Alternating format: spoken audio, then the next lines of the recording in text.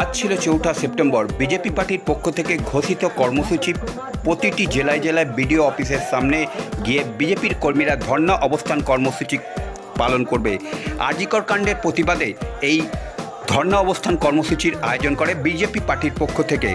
হুগলি জেলার প্রতিটি বিডিও অফিসে এই কর্মসূচি দেখা যায়।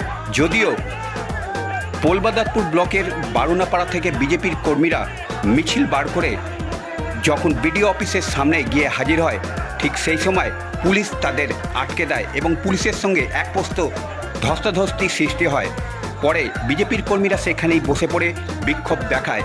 তাদের স্লোগান ছিল মুখ্যমন্ত্রীর পদত্যাগ চাই, এই দাবি নিয়েই তাদের বিক্ষোভ কর্মসূচি। পরে বিজেপির কর্মীরা গিয়ে বিডিওর সঙ্গে দেখা করে স্মারকলিপি জমা দেয়। ধনিয়াখালীর চিত্রটা ছিল ঠিক অন্য।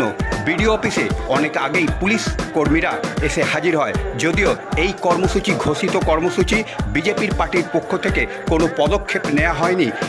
বেশ কিছুক্ষণ পুলিশ অপেক্ষা করে সেখানে দেখা যায়নি বিজেপির কর্মীদের। তারপর পুলিশ সেখান থেকে চলে যায়।